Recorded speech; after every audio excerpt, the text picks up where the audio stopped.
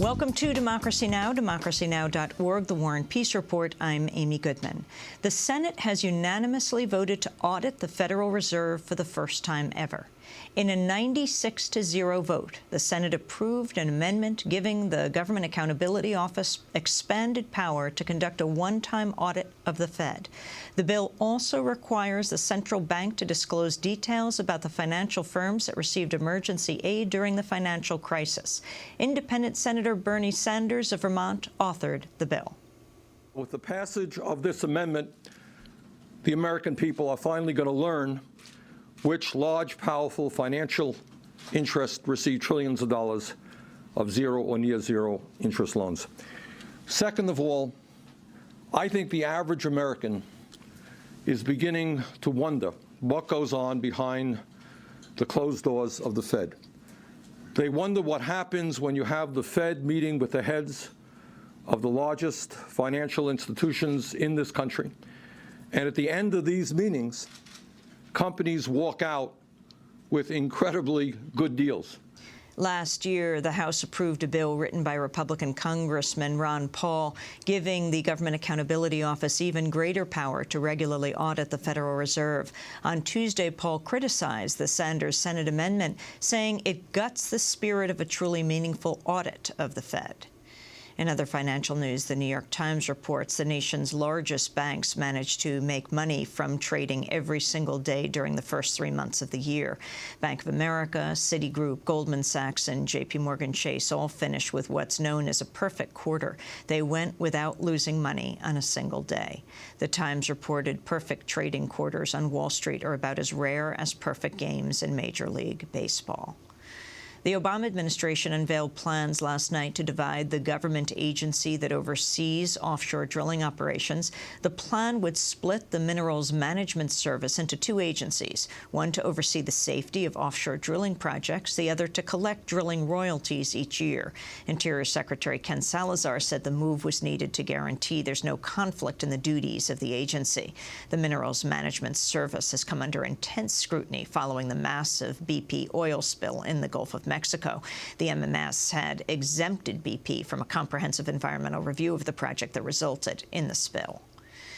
David Cameron has become the new Prime Minister of Britain. The leader of the Conservative Party took power after reaching a power-sharing deal with Liberal Democrat Nick Clegg. This is Britain's first coalition government since 1945. The agreement was reached 5 days after an inconclusive election ended 13 years of rule by the centre-left Labour Party under Tony Blair and his successor Gordon Brown. David Cameron announced the formation of the new government on Tuesday. This is going to be hard and difficult work.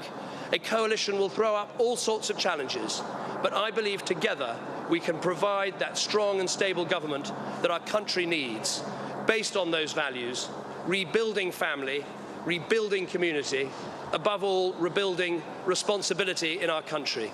Those are the things I care about. Those are the things that this government will now start work on doing. Hours earlier, Gordon Brown had submitted his resignation to the Queen. As you know, the general election left no party able to command a majority in the House of Commons. I said I would do all that I could to ensure a strong, stable and principled government was formed, able to tackle Britain's economic and political challenges effectively. My constitutional duty is to make sure that a government can be formed following last Thursday's general election. I've informed the Queen's private secretary that it's my intention to tender my resignation to the Queen.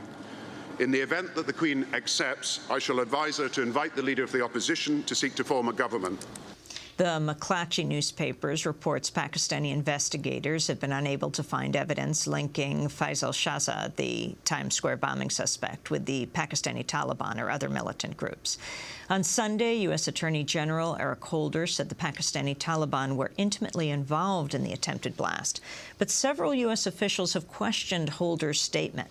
Last week, General David Petraeus described Shahzad as a, quote, lone wolf who was inspired by militants in Pakistan but didn't have direct contact with them. McClatchy reported last week that 6 U.S. officials had said there was no credible evidence that Shahzad received serious terrorist training from the Pakistani Taliban or another radical radical Islamic group. The inept construction of the failed bomb also raised doubts over whether the Pakistani Taliban could have trained Shahzad. Meanwhile, the Washington Independent reports members of the Senate Select Committee on Intelligence recently received a classified briefing on the attempted car bombing. After the meeting, members said there was not yet definitive evidence tying the Pakistani Taliban to the attack. Secretary of State Hillary Clinton hosted Afghan President Hamid Karzai Tuesday as the two sides opened high-level talks in Washington. Karzai's making his first trip to Washington since President Obama expanded the war by ordering the deployment of 30,000 more troops. On Tuesday, Clinton said the U.S. commitment to Afghanistan will remain long into the future. Your government can begin to assume greater responsibility for security starting next year, but aided by our continued support. A sustained focus on economic, social, and political development, as well as continued training of Afghan security forces, is essential to help build the effective and durable institutions necessary for long-term stability. So let me be clear. As we look toward a responsible, orderly transition in the international combat mission in Afghanistan, we will not abandon the Afghan people. Our civilian commitment will remain long into the future. Karzai acknowledged that the two countries have had their disagreements, but he said he and Clinton have a mutual goal.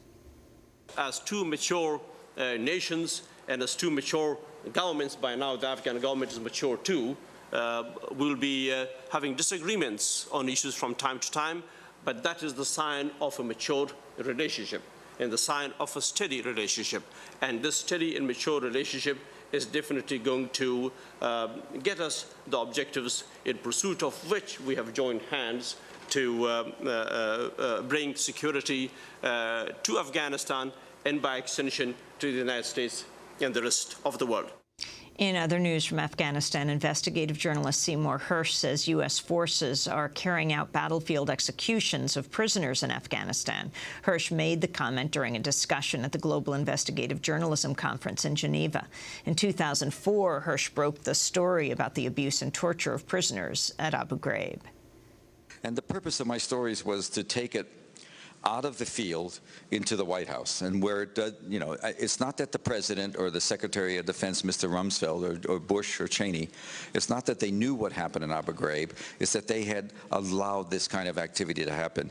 And I'll tell you right now, one of the great tragedies of my country is that Mr. Obama is looking the other way, because equally horrible things are happening to prisoners, to those we capture in Afghanistan. They're being executed in the battlefield. It's unbelievable stuff going on there that doesn't necessarily get reported. And things don't change. Seymour Hersh went on to say that he'd been told about the battlefield executions by 5 or 6 different people. In Libya, 100 people have died after a Libyan Airbus crashed when trying to land in Tripoli. The crash killed everyone on board except for a 10-year-old Dutch child.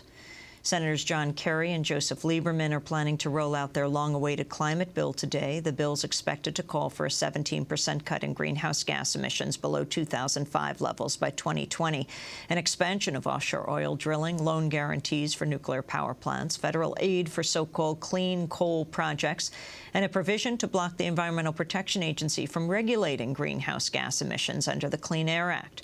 The Kerry-Lieberman bill has been criticized by several environmental groups, including Friends of the Earth and Center for Biological Diversity. Friends of the Earth President Eric Pica said, quote, "The bill would hand billions in giveaways to corporate polluters, including the oil, coal, nuclear, and agribusiness industries, while creating a risky new subprime carbon market for Wall Street traders. All this is in exchange for pollution reduction goals far weaker than what scientists say are needed," he said. Meanwhile, in Europe, the EU's climate commissioner, Connie Hedegaard, is pushing all European Union nations to cut carbon dioxide emissions by 30%. Arizona Governor Jan Brewer has signed a controversial bill banning ethnic studies in Arizona schools. The law could shut down a popular Mexican-American studies program in the Tucson School District. It will also affect specialized courses in African-American and Native American studies. A spokesperson for the governor said, quote, "The governor believes public school students should be taught to treat and value each other as individuals and not be taught to resent or hate other races or classes of people."